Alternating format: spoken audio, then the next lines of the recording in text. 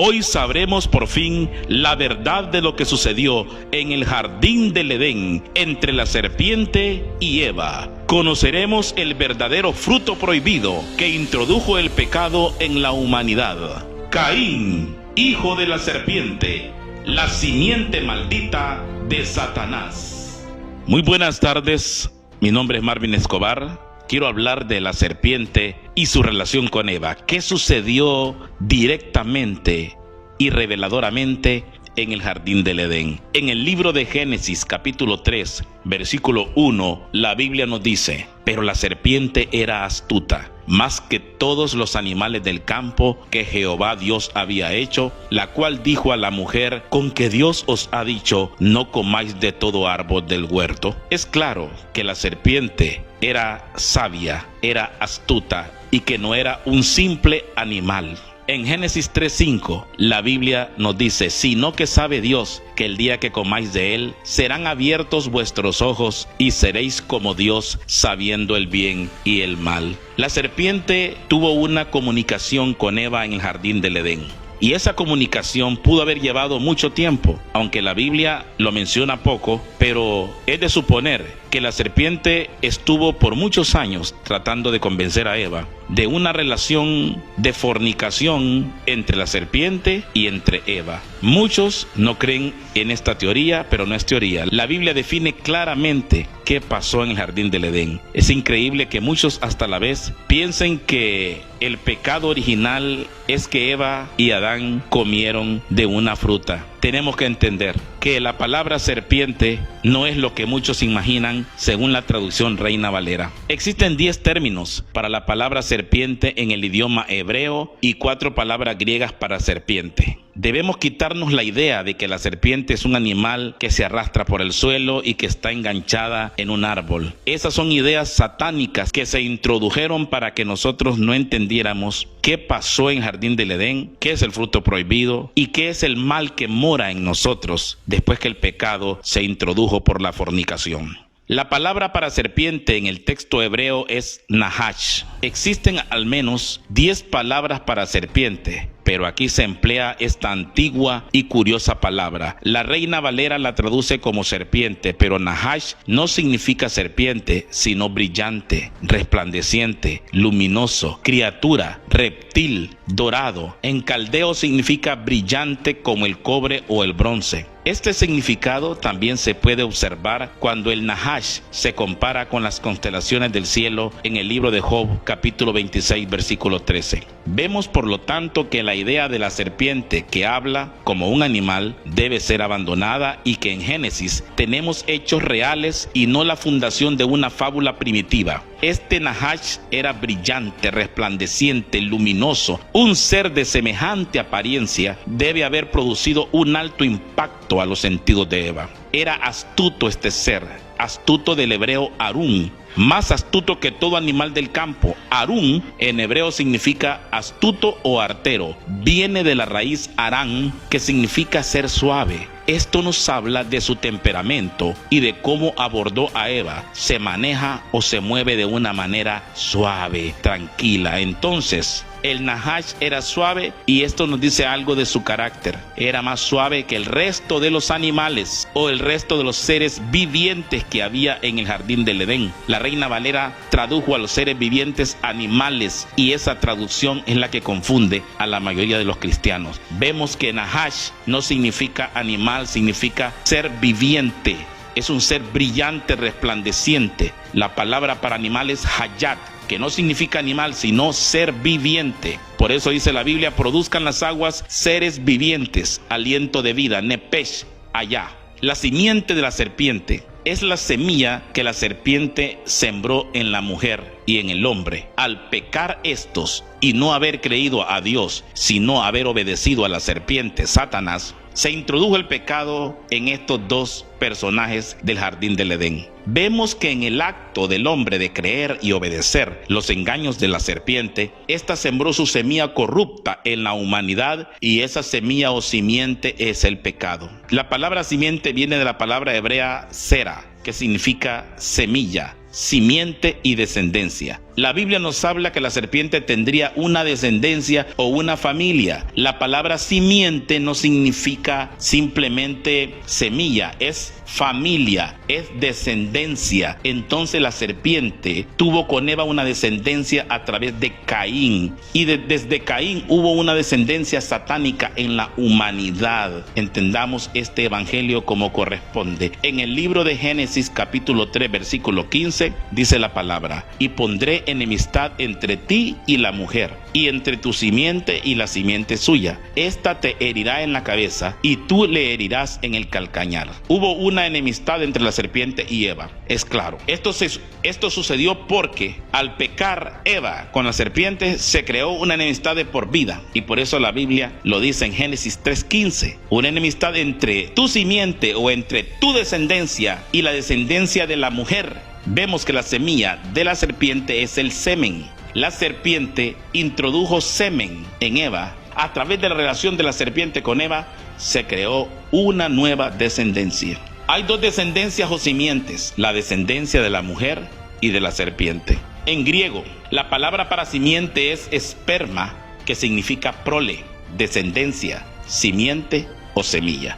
Espermatozoides, de ahí viene esa palabra. O sea, que la simiente de la serpiente es una familia, son personas mezcladas, humanos con algo diabólico. Es ahí donde encontramos nosotros que lo que pasó en Génesis 6, cuando los ángeles tuvieron relaciones con las mujeres, crearon hombres poderosos, crearon gigantes, y es por eso que Caín era poderosísimo. Caín era hijo de Satanás y era hijo de Eva. ¿Cuáles son las características de la serpiente? Muy bien, en Génesis 3, 1 al 5 dice la palabra: pero la serpiente era astuta, más que todos los animales del campo que Jehová Dios había hecho, la cual dijo a la mujer: con que Dios os ha dicho, no comáis de todo árbol del huerto. Y la mujer respondió a la serpiente: del fruto de los árboles del huerto podemos comer, pero del fruto del árbol que está en medio del huerto, dijo Dios, no comeréis de él, ni le tocaréis, para que no muráis. Entonces la serpiente dijo a la mujer: no moriréis, sino que sabe Dios que el día que comáis de él, serán abiertos vuestros ojos y seréis como Dios, sabiendo el bien y el mal. Aquí podemos ver algunas características de la serpiente. Dice que la serpiente era astuta, y como vimos anteriormente, la serpiente era inteligente, era suave,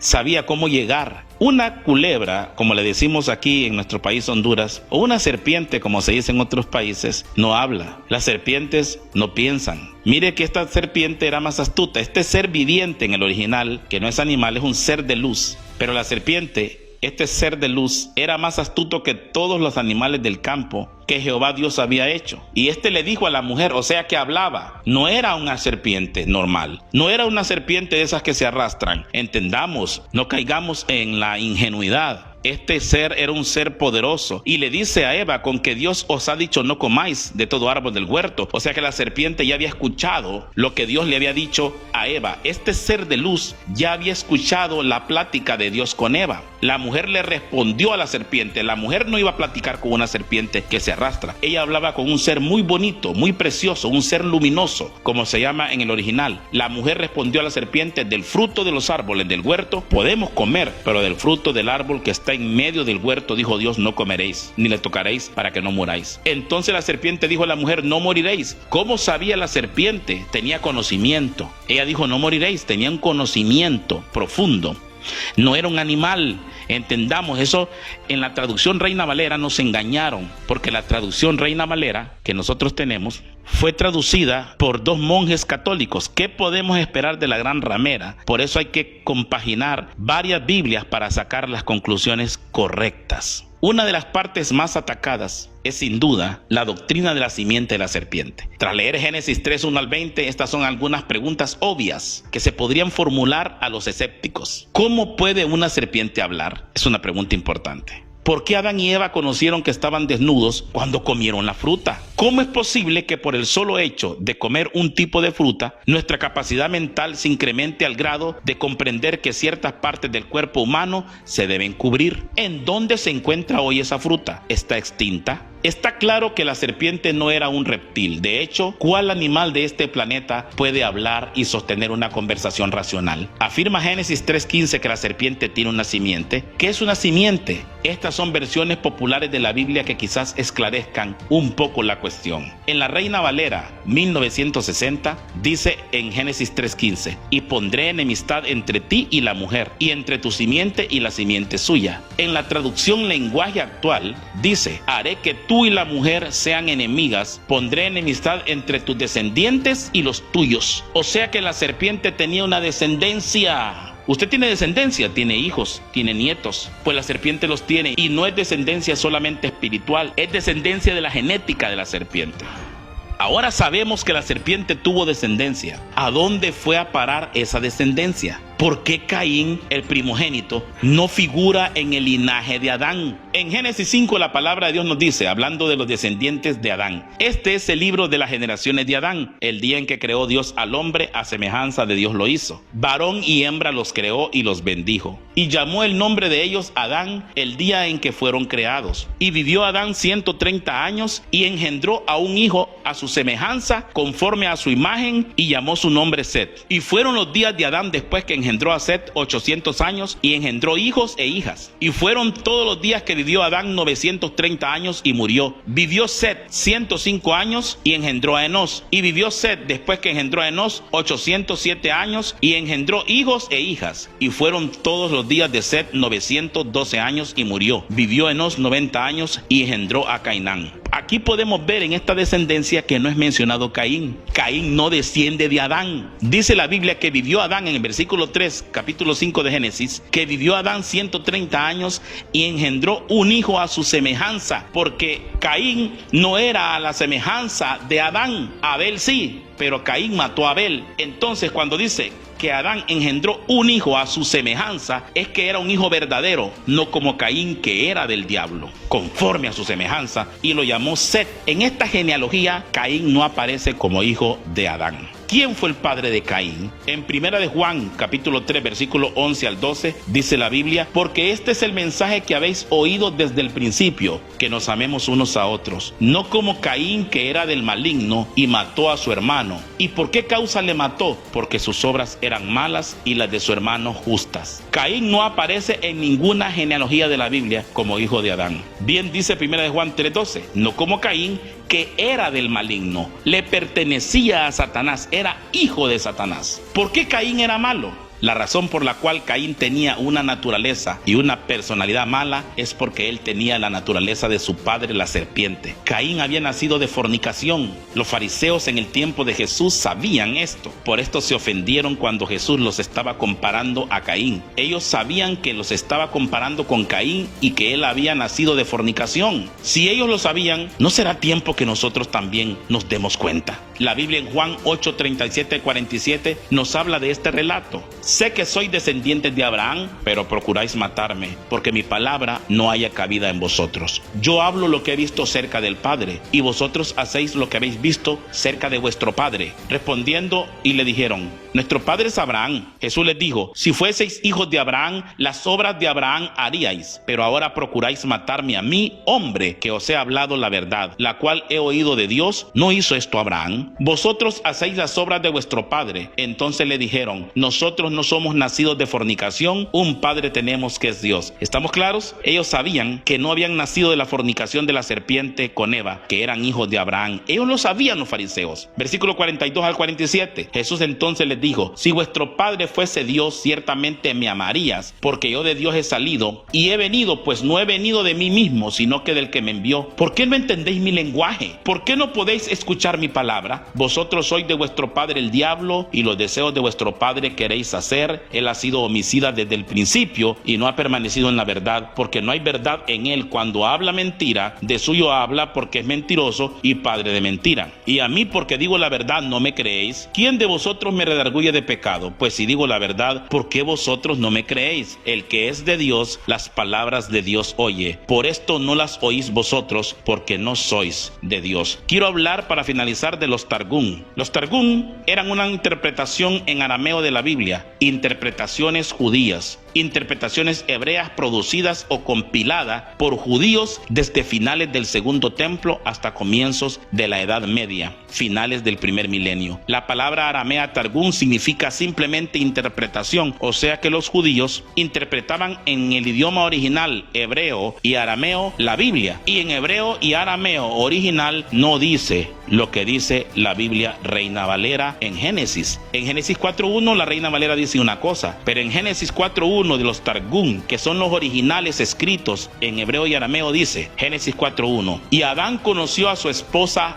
Ava, quien había deseado al ángel, y ella concibió a Caín, y ella dijo: he adquirido un hombre, el ángel del Señor.